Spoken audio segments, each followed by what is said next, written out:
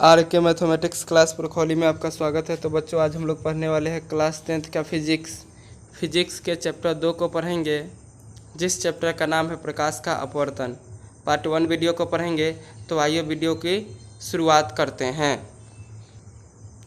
तो बच्चों, प्रश्न संख्या 1 है, प्रकाश का अपवर्तन किसे कहते हैं। आंसर है बच्चों, प्रकाश की किरणों के एक पारदर्शी माध्यम से दूसरे पारदर्शी माध्यम में जाने पर दिशा परिवर्तन अर्थात मुड़ने की क्रिया को प्रकाश का अपवर्तन कहते हैं। अब ध्यान दीजिए बच्चों, यह जो हमने लिखा है आपके ऑब्जेक्टिव प्रश्न के लिए बहुत ही इम्पोर्टेंट है। प्रकाश निर्वात या शून्य में सबसे तीव्र गति लगभग 3 लाख किलोमीटर प्रति सेकेंड से चलती है।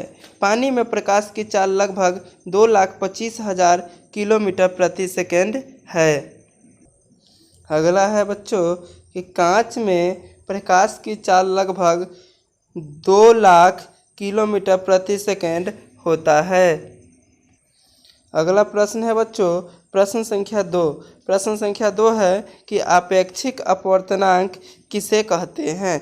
तो बच्चों, इसका आंसर हो जाएगा कि दो माध्यमों के निरपेक्ष अपवर्तनांकों के अनुपात को आपेक्षिक अपवर्तनांक कहा जाता है।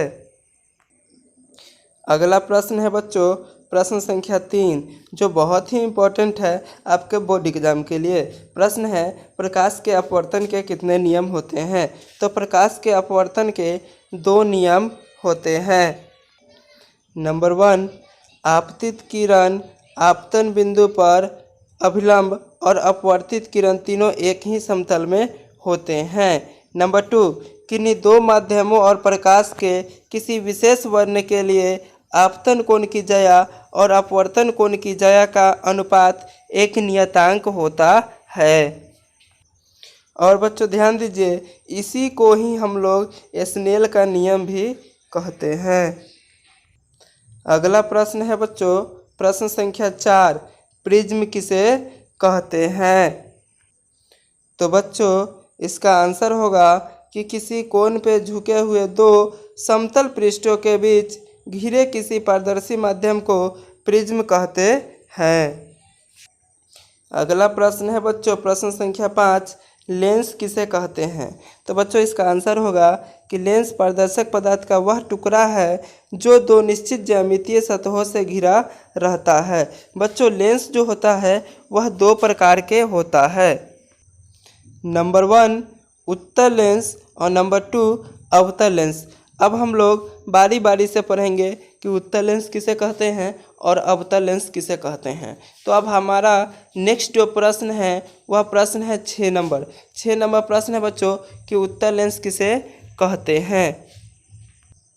इसका आंसर होगा बच्चों, उत्तल लेंस उस लेंस को कहते हैं जिसमें किनारे की अपेक्षा मध्य का भाग मोटा होता है। क्या होता है बच्चों? तो किनारे की अपेक्षा मध्य का भाग मोटा होता है। अब बच्चों, अगला प्रश्न है कि अवतल लेंस किसे कहते हैं। तो बच्चों, आंसर होगा इसका कि अवतल लेंस उस लेंस को कहते हैं जिसमें मध्य भाग की अपेक्षा किनारे का भाग अधिक मोटा होता है। अब बच्चों, अगला जो प्रश्न है 8 नंबर, वह प्रश्न है कि वक्रता केंद्र किसे कहते हैं। तो बच्चों, इसका आंसर होगा कि लेंस को घेरने वाले गोलीय सतह के केंद्र को वक्रता केंद्र कहते हैं। क्या कहते हैं बच्चों? तो लेंस को घेरने वाले गोलीय सतह के केंद्र को वक्रता केंद्र कहते हैं। अब अगला जो हमारा प्रश्न है 9 नंबर प्रश्न, वह प्रश्न है कि उत्तल लेंस को अभिसारी लेंस क्यों कहते हैं। आंसर होगा बच्चों कि उत्तल लेंस का कार्य उससे होकर जाने वाले किरण पुंज को अभिसारित करना है। यही कारण है कि उत्तल लेंस को अभिसारी लेंस भी कहा जाता है। अगला प्रश्न है बच्चों, प्रश्न संख्या 10 कि अवतल लेंस को अपसारी लेंस क्यों कहते हैं। तो बच्चों, इसका आंसर होगा कि अवतल लेंस का कार्य उससे होकर जाने वाली किरण पुंज को अपसारित करना है।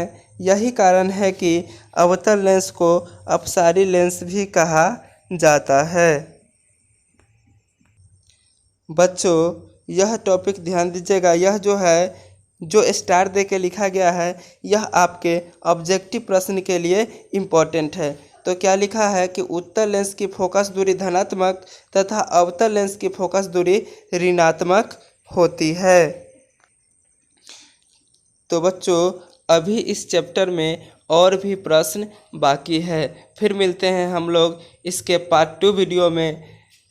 अगर आपको कोई भी दिक्कत हो तो आप हमारे टेलीग्राम आईडी से जुड़कर अपने समस्या का समाधान हमसे ले सकते हैं। टेलीग्राम आईडी का लिंक डिस्क्रिप्शन में दिया गया है।